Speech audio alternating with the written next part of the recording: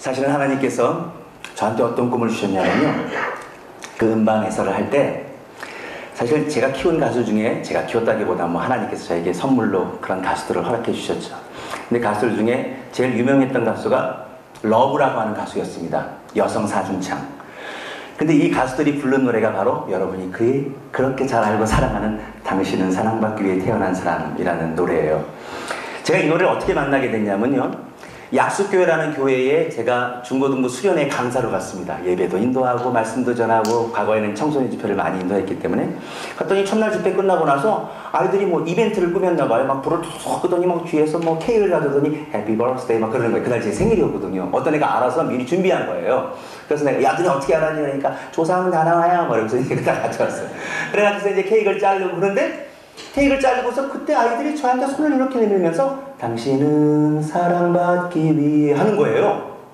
누구 눈에는 뭐만 들어오고 뭐 프로듀서 귀에는 뭐만 들린다고 제 귀에 그 노래가 확 꽂히는 거예요. 너무 좋은 거예요. 가사도 좋고 음정도 쉽고, 야, 태초부터 하나님께서 사랑받기 위해서 나를 지으셨다라는, 이게 어쩜 이런 아름다운 글을 썼지? 이거 누구 곡이야? 누구 곡이야? 이거 음반이 있어? 음반은 없대요. 근데 이거 악보 좀 줘봐 그랬더니 악보를 주는데 거기 이민섭이라는, 그래서 그 사람을 추적해서 찾아냈어요. 찾아냈더니 한세대학교, 그러니까 과거에 순복음신학대학교 학생인 거예요.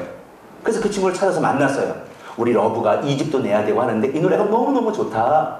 이 노래를 나한테 줘라. 그러면 러브의 음반에 집어넣고 작곡료도 주고 로열티도 줄 테니까 우리 계약하자. 그랬더니 당장은 안 된다는 거예요. 그래서 왜 안 되니? 그러니까 그 친구가 예수전도단의 멤버인데요. 예수전도단에서 자기가 몇 곡 더 작곡했는데 그 곡들이 요즘 많이 불려지고 그래가지고서 그 곡들을 예수전도단 찬양음악부에서 관리를 한대요. 그러면 그 곡 못 쓰는 거야? 아니요. 그러지 않아도 이 곡을 달라는 사람들이 많기 때문에 이 곡을 결정할 때까지 조금만 기다리세요. 그래? 그럼 결정하면 나한테 꼭 약속해. 그래서 약속을 했어요. 근데 사실은 저는 그냥 믿음으로 하나님 이 곡을 저에게 줄 줄 믿습니다 하고 음반 작업을 시작해버렸어요. 왜냐면 만약에 허락이 안 나오면 그 곡은 그냥 뭐 버리면 되니까, 그건 포기하면 되니까요. 그래가지고서 한 달 정도를 기다리고 저희는 그동안에 러브 2집 작업을 다 마치고 나서 그 노래를 타이틀곡로 다 해가지고 마스터 CD라는 걸 한 장을 딱 준비해 놓고 있었습니다. 그랬더니 연락이 왔어요. 그때 이제 전도사님이었고 회사의 이제 실장이었으니까, 대표였으니까, 실장님 그 곡이 허락났어요. 어떻게 허락나니? 하나님께 드리는 찬양이고 우리 교제송이니까 뭐든 달라는 사람들한테 다 주기로 했어요. 오케이. 너 학교 몇 시에 가니까 내일 8시까지 등교한대. 학교 정문 앞에서 만나자. 정문 앞으로 가가지고 차를 대고서 저쪽에서 오더라고요. 차 안으로 데리고 들어가가지고 사인해. 빨리 사인해. 빨리 사인을 하라고 해서 사인하고, 그때 당시에 신학생한테 100만 원이면 큰 돈입니다. 100만 원을 탁 줬어요. 100만 원 주고, 자, 작곡료야. 그리고 이제 우리 음반은 내도 되니까 사인했어. 그리고서 바로 그 학생을 보낸 다음에 전화했어요. 자, 그 노래를 풀어. 그 노래를 빨리 CD로 부어가지고, 아직 음반이 나오진 않았지만 CD로 부어서 복사해가지고 모든 방송국에, 한국에 100여 군데에 뭐 모든 방송국, 그 다음에 음악을 틀 수 있는 모든 사이트 이런 데다 다 보냈어요.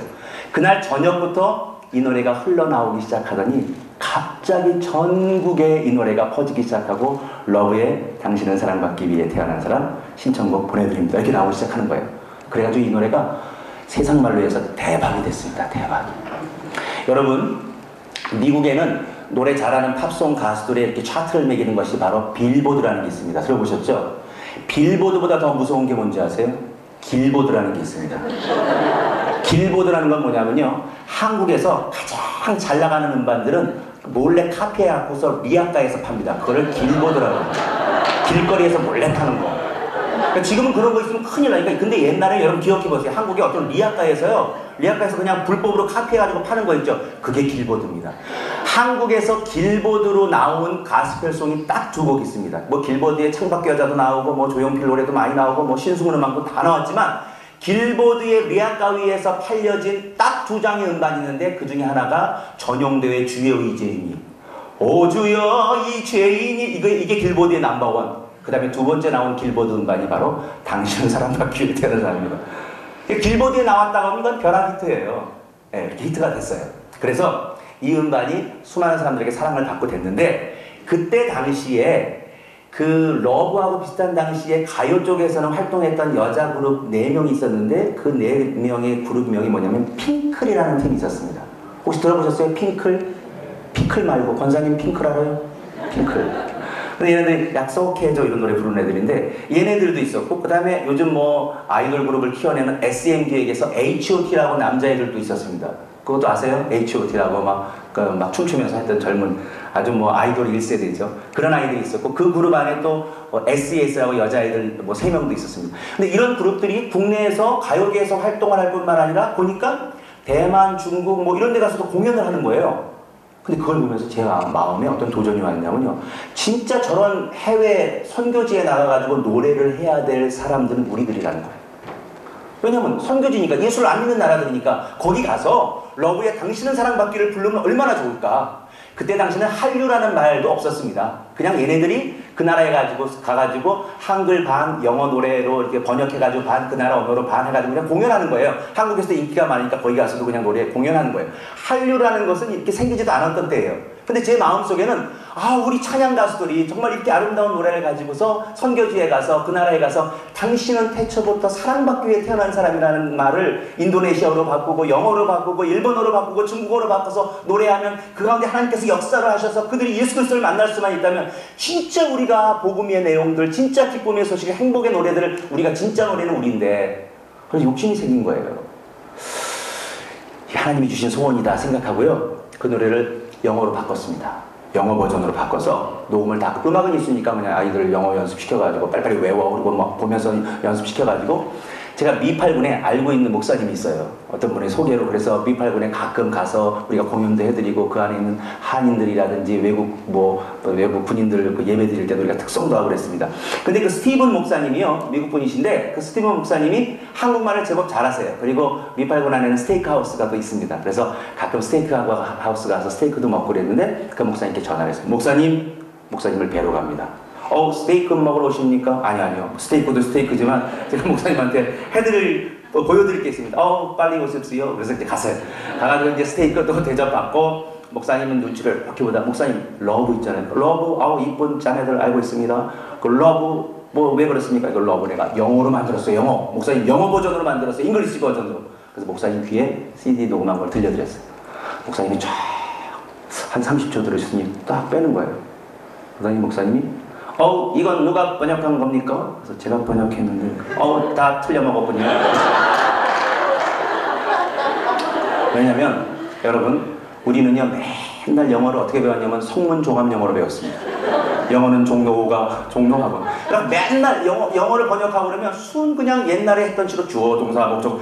노래는 그렇게 하는 게 아니랍니다. 노래는 그 당시에 그 언어를 어떻게 표현하느냐에 따라서 이렇게 들어오는 거고 시적인 거고 그 다음에 억양도 이상하고 노래는 어떻습니까? 노래도 이상하다는 거예요. 억양도 이상하고 노래는 이상하지. 그러니까 번역은 목사님이 해주시면 되는데 노래도 이상하다는 거예요. 왜 노래가 이상하니까? 그러니까 그 목사님 하시는 말씀이 외국분들이 왜 그 설날이나 추석 때 텔레비전에 나와가지고서 뭐 외국인 노래 자랑대 이런 거 있잖아요. 꼭 그런 것 같습니다. 우리가 꼭 그런 노래 부르는 돌아와요 부사랑에 부르는 것 같습니다. 그럴 수밖에요. 러브 자매들이 미국을 가봤어요. 미국에서 살았어요. 여기 1.5세 2세들이 아니잖아요. 발음도 이상하고 억양도 이상하고. 그래서 이게 쉽지가 않구나. 그리고 해외에 가서 공연한다는 게 그게 쉬운 일입니까? 그때 당시만 해도 경제적인 것도 그렇고. 그러던 와중에 LA에 제가 초청을 받았어요. 여러분 아시다시피 LA 쪽에는 한국 학생들도 많이 있습니다. 유학생들도 많이 있고 잉글리시 미니스트리뿐만 아니라 코리안 미니스트리 칼리지, 코리안 그 유스 아이들도 많이 있습니다. 어쨌든 거기에 초청을 받아서 제가 찬양 인도자로 초청받고 강사는 다른 분이 초청이 되고 그래서 제가 첫날 집회를 딱 마쳤는데요. 옆방에서 무슨 찬양 소리가 들리는 거예요. 그때 밤 10시인데 집회 마쳤으니까요. 그래서 어떤 집사님 저기 뭐예요? 그랬더니 유스 아이들 프레이즈 나이트 한대. 무슨 프레이즈 나이트를 밤에 하니까 얘들은 밤에도 한대. 그래서 제가 좀 구경할 수 있을까? 그러시래. 딱 갔더니 유스 아이들이 이제 프랙티스 끝나고 나서 드럼 앞에서 한 10명이 손을 딱 잡더니 프레이즈 팀이에요. 찬양팀이 손을 딱 잡더니 지저스 세 번 외치더니 막 라라라 기도를 하는 거예요. 그래서 제가 집사님한테 툭 치면서 지저스 세 번 그거 뭐예요? 그거 주여삼창이에요. 제가 처음에 미국 애들이 주여삼창은 지저스 세 번이 뭐야 그걸 알았어요. 지저스 이거 우리 왜 주여 세 번 하잖아요. 그래서 걔네들의 저녁 프레이즈 나이트를 하는 것을 봤어요. 그랬더니 너무 놀라운 것은 얘네들이 너무 잘하는 거예요. 1절은 영어, 2절은 한국어, 그리고 어떤 애가 중간에 영어로 There is no like you 여자애가 하는데 어머나 완전히 외국 무슨 팝송 가수처럼 하는 너무너무 잘하는 거예요. 그러니까 이거 미국 애들이 어떤 표현력이 좋잖아요. 미국에 살아서. 그리고 그냥 애들이 영어도 너무 빠다고 너무너무 잘하는 거야. 필이 너무너무 좋은 거예요. 그러니까 제 눈이 동그래진 거예요. 이거구나. 러브 가지고는 안 되고 얘네들을 키워가지고 얘네들을 세계적으로 음악 사역자로, 왜냐하면 청소년들 젊은이들은 음악에 귀를 기울이고 거기서 예수 그리스도를 만날 수 있다는 걸 제가 이미 오래전에 경험했기 때문에 얘네들을 음악 사역자로 키워야 되겠다. 하나님이 얘네들을 만나게 해주신 이유가 있다. 그렇게 믿었어요. 하나님이 나를 이런 와중에 미국에 보내서 집회를 하고 얘네들을 보게 한 이유가 있다. 그 감동을 제가 잊지 못하고요. 집에 돌아왔어요. 집에 와서 와이프한테 이제 아내 허락을 맡아야 되니까, 여보, 내가 지금 L기획 한 지금 5년 했는데 이제 L기획은 우리 직원들한테 또 우리 실장한테 물려주고 우리 미국 가자. 그리고 좀 집도 좀 정리하고 빚진 것도 좀 갚고 그래가지고 미국 가서 나도 여보 공부 좀 더 하고 우리 아이들도 공부할끼고 내가 그리고 꿈이 생겼어. 그래서 꿈 얘기를 쫙 했더니 일단 와이프가 탁 그래요. 그러더니 와이프가 딱 마지막에 하는 얘기가 안 돼! 아, 여보 그랬더니 안 돼! 이러는 거예요. 그 안 돼가 그때 나온 것 같아요. 요즘에 개그를 부려서 안 돼! 이러잖아요. 절대 안 된다는 거예요. 뭐 미국 가서 뭐 세상 말로 뭐 집도 절도 없고 당신 여기 뭐 집 팔아봤자 얼마나 남는다고 그러고 막 다다다다다 하는 거예요. 그래서 알았어. 그래서 이제 그때부터 제가 무슨 방법을 썼냐면요. 아내가 잠잘 때 귀에다 대고서 미국 가자. 미국 가자. 매일 밤 미국 가자. 여러분 누가 말 안 들으면 잠잘 때 귀에다 대고 미국 가자. 미국 가자. 이렇게 하시기 바랍니다. 그래서 수련회를 언제 갔다 왔든지 찬양 집회를 갔다 왔든지 갔다 오는 길에 차 안에서 제가 또 얘기를 조심스럽게 꺼냈어요. 근데 그때 아내가 마음을 열더라고요. 그리고 집에 와서 이런 얘기를 하는 거예요. 하나님께서 그런 소망을 주시고 좋은데 여보, 당신 그 음반회사, 크리스천 음반회사 하면서 집 담보 잡혀서 어머니가 당신 이름으로 해준 어머니가 만들어 놓은 마지막 만들어 놓은 집도 담보 잡혀서 지금 그런 빚 다 정리하면 얼마 안 남아. 그럼에도 불구하고 당신이 그런 꿈이 있고 하나님께서 주셨다 그러면 오케이. 집이 팔리면 가자 그러는 거예요. 근데 3년 전에 집을 내놨거든요. 근데 그 연립주택이 옆에 공장이 있어가지고 팔리지도 않고 재건축도 안 되고 3년 동안 한 번도 보러 온 적이 없어요. 근데 와이프가 집 팔리면 갈게 그 말 꺼내기가 무섭게 일주일 만에 팔린 줄 믿습니다. 어떤 사람이 갑자기 띵동 하더니 집 내놓으셨어요? 그래서 이제 네네 그랬더니 아이고 집도 깨끗하고 청소도 잘해놓고 뭐 보니까 담보 잡혀놓고 내가 안고 사면 되겠네. 홀라당 사갔어요. 그래가지고서 뭐 제가 은행에 뭐 담보 잡혀서 빚진 거, 그 다음에 음반회사에 CD 찍어내느라고 뭐 도레미 레코드에 빚진 거, 인쇄소에 뭐 빚진 거 이렇게 좀 정리하고 또 물려줘야 될 거 아니에요. 했더니 46,000불, 5,000불 그 정도 남았어요. 그때 당시 그래도 1억 원 되는 어머니가 물려준 집인데 그때 당시 1억 원이면 괜찮죠. 근데 45,000불 다 정리하니까 이제 5천만 원, 우리는 45,000불 정도 되더라고요. 그거를 보낼 땐 보내고 또 저희가 가질 건 갖고 해가지고서 미국으로 왔는데 미국으로 온 도시가 테네시의 내슈빌입니다. 내슈빌은 여러분 아시는 분은 아시겠지만 컨트리 음악의 본고장이고 또 찬양, CCM 음악이 거기서 많이 이렇게 만들어집니다.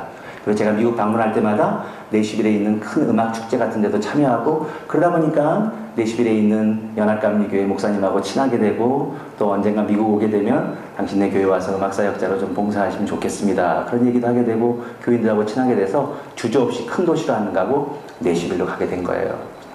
저는 이제 내슈빌로 가서 이제 음악 공부도 하고 거기서 아이들도 교육시키고 내가 꿈꾸던 일들을 이제 꿈꾸고 그 다음에 점점점 하루하루 하나님께서 나의 비전을 열어주시겠지 했는데요. 여러분 다 경험하셨지만 한 6개월 그 돈 가져갔는데 6개월 후 되니까 한 5,000불밖에 안 남더라고요. 여보 돈 얼마나 남았으니까 여보 한 5,000불밖에 안 남았어. 돈 다 어땠어? 그러니까 내가 썼어? 그러더라고요. 그러니까 진짜 그거밖에 안 남은 거예요. 차 한 대 뭐 중고차 하나 사고 아이들 뭐 학교 보내고 아파트 뒷받침 사고 뭐 6개월 동안은 일을 안 하고 그냥 뭐 이렇게 하고 하니까 그렇잖아요. 그래가지고서 그때부터 일을 하기 시작한 게 청소를 하기 시작했습니다. 근데 내시빌 교인들은 청소잡이 많았어요. 여기서 여러분 청소라고 하는 것은 교회 청소나 집안 청소가 아니고요. 한 5층짜리 되는 빌딩을 저녁 8시에 들어가서 새벽 2시에 오는 겁니다. 부부가. 그래서 부부가 그렇게 6일 잡을 하면 한 달에 한 1,500 정도 벌었어요. 그 일을 시작했어요. 여기서 한 가지 의문이 있죠. 제가 한국에 있었어도 그때 당시에 잘 나가는 찬양 사역자고 음반 제작자고 그러면 여기 미국에 오는 수많은 찬양 사역자들처럼 그렇게 교회마다 집회도 다니고 음반도 팔고 사례비도 받고 찬양 사역하면서 좀 이주하게 편하게 살 수 있었는데 여러분 하나님이 뭘 막으실 때는요 사실은 환경과 상황을 막는 것 같은데 마음과 생각을 먼저 막았습니다. 저에게는 왠지 하나님께서 그렇게 이주하게 편하게 사는 거를 원치 않으셨어요. 제 마음에 이상했어요. 그때 당시에는 제가 그렇게 찬양 사역하는 걸 모를까요? 그리고 한국에 회사가 없어졌는가요? 거기 음반회사는 그대로 있어요. 얘들아 나한테 500장만 빨리 CD 찍어서 내 CD 보내. 그러면 되는 거예요. 근데 그런 게 아니었어요. 왠지 제 마음에 하나님께서 그렇게 이주하게 살지 말고 이렇게 하나님께서 이민자들의 삶을 살도록 저한테 몰아가셨어요. 마음을 그렇게 몰아가시고 또한 환경도 그렇게 몰아가시고 이상하게 그렇게 하게 하셨어요. 그러면서 뭔가 이유가 있을 거야. 하나님의 뜻이 있을 거야. 와이프도 그런 얘기를 하는 거예요. 그래서 처음에는 운동 삼아서 하자. 여보 우리 운동 삼아서 해. 미국 오니까 살만 찌는 것 같고 그랬던 것이 3년 내내 청소했어요. 3년 내내. 그러면서 한 6개월 한 다음에는 막 뭐 청소를 하고 그랬잖아요. 경기도 닦고 뭐 먼지도 털고 뭐 백김 자국도 내고 뭐 1층부터 5층까지 얼마나 큰 빌딩인데요. 뭐 또 쓰레기통 다 비우고 뭐 그러니까 그냥 열심히 8시부터 그냥 새벽 2시까지 해야 돼. 애들 재워놓고 나와야 돼요. 그걸 하면서 울기도 많이 울었어요. 와이프도 막 울고 우리가 이 일하러 와. 왜냐면 한국에서 그렇게 험한 일을 안 해봤으니까요. 그런데 점점 그런 험한 일을 하면서 제가 깨달음이 있었습니다. 제가 저도 모르게 한국에 있을 때 교만하고 자고했던 것을 알게 하셨어요. 하나님이 저에게 꿈은 주셨지만 그 꿈을 이루기 위해서는 저를 광야 가운데 내보내서 제 안에 있는 찌꺼기들을 좀 빼기를 원하셨어요. 제 안에 있는 높아졌던 것들을 낮추기를 원하셨어요. 저도 자존심이 많았던 사람이거든요. 그런 자존심도 땅바닥에 떨어뜨리고 그리고 하나님 앞에 겸손하고 낮아지고 그런 일을 하나님께서 제게 허락하셨던 것 같아요. 그래서 그걸 깨닫기 시작했어요. 그러면서 파트타임이지만 교회를 섬기면서 또 교회 안에서 일어나는 일들을 통해서 또 깨닫고 그러다 보니까 교인들이 했던 잡을 하다 보니까 교인들의 마음을 이해하기 시작했고 이게 다 하나님께서 하시는 일이구나 라는 걸 깨달으면서 이주한 삶을 살지 말고 하나님께서 언젠가는 이 삶 속에서 저를 빼낼 거라는 믿음을 갖고 그렇게 살기 시작했습니다. 그러다가 내시빌 떠나기 바로 1년인가 6개월 전에는요 제가 또 어떤 일을 했냐면 교회 권사님께서 미국 식당을 하셨는데요. 레스토랑을 하셨는데 전도사님 그때는 이제 목사 안수 안 받았을 때 전도사님 시간 있으면 낮에 한 4시간 동안만 우리 식당에 와서 좀 일해요. 우리 일하던 애가 갑자기 그만뒀네. 그래서 뭔데요? 그러니까 우리 식당 그 지하에서 뭐 이제 조금 이렇게 뭐 설거지하고 조금만 하면 돼. 그래서 그렇게 해요. 그럼 저도 할게요. 그때 시간 딱 남으니까 할게요. 했더니 조금 이게 아니에요. 매일요 닭이 한 30마리가 있죠. 다 그냥 죽은 닭이 와요. 그럼 그 닭 30마리를 5조각인가 6조각 내가지고서 그걸 그냥 그 양념해가지고 튀겨가지고 올리는 거예요. 무지 힘든 거예요, 그거. 권사님이 나 속인 거예요, 그거. 그래가지고 이제 뭐 하겠다고 했으니까 또 안 할 수도 없고 그냥. 근데 그 닭을 자르다가 닭뼈가 얼마나 날카로운지요. 주부님들 다 아시죠? 닭뼈에 손비고 하루는 닭뼈를 이렇게 자르다가 닭을 이렇게 들고서 양념하려고 이렇게 비비다가 여기가 싹 빈 거예요. 근데 이 동맥 근처로 했는데 동맥은 다행히 무슨 문제가 없었는데요.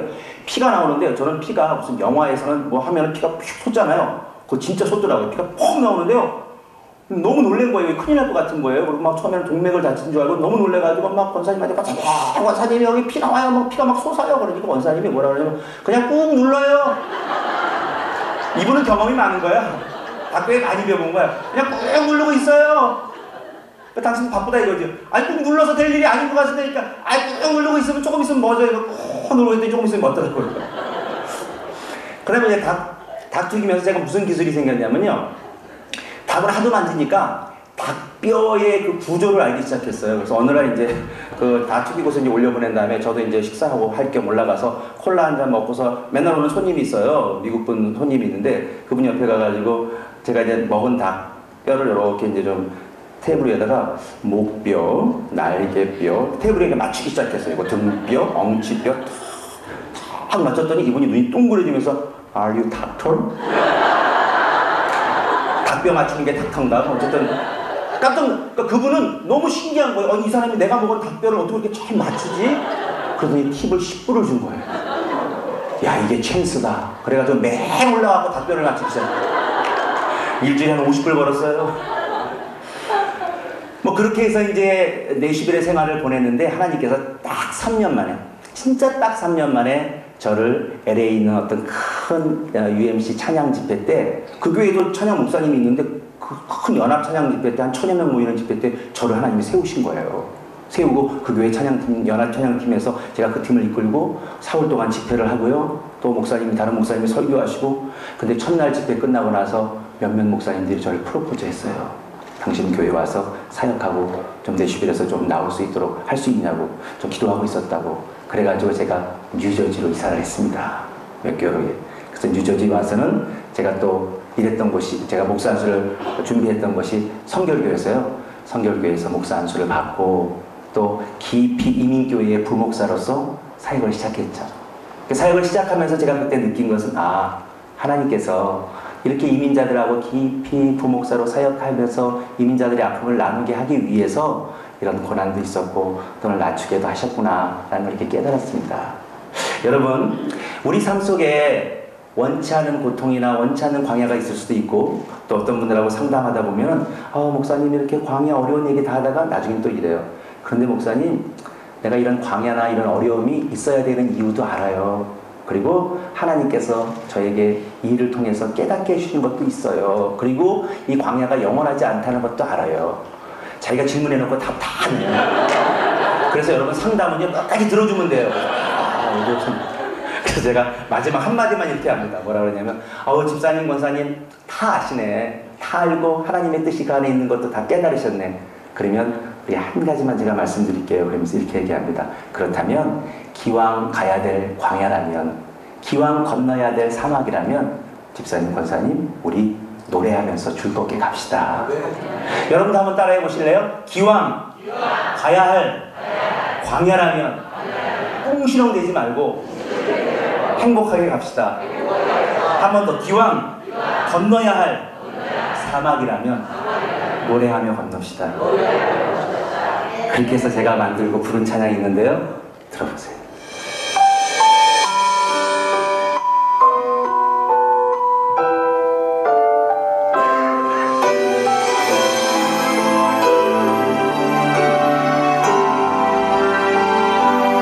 주님 가신 그 길을 따라가는 삶이 내겐 너무나 힘이 들지만, 골고다 언덕 위에 십자가를 생각하며 그 길을 따라갑니다.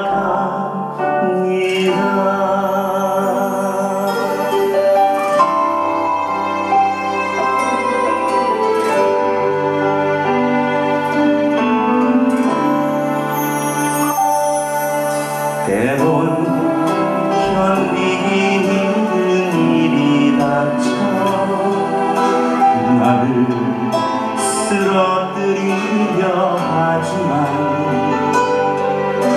사랑의 주님 걸어가신 그 길을 나도 따라가리라. 주님 골고다 그 언덕 길을 나도 걸어가리라. 사랑하는 주님과 함께라면 행복하게.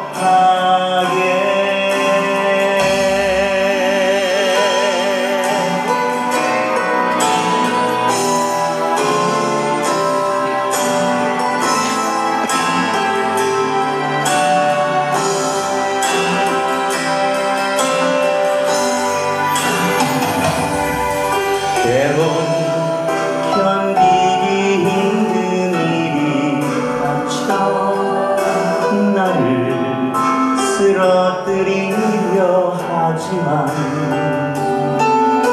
사랑의 주님 걸어가신 그 길을 나도 따라가리라.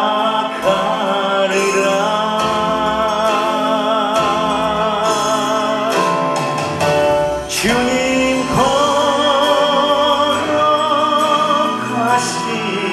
골고다 그 언덕 그 길을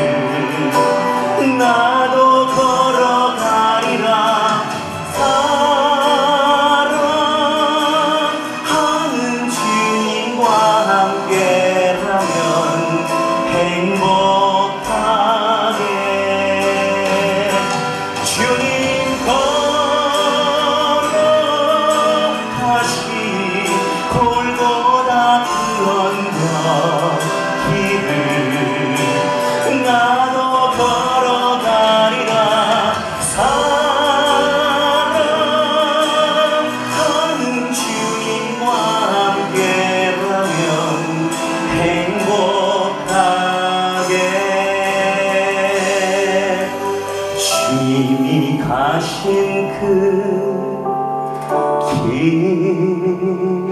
길을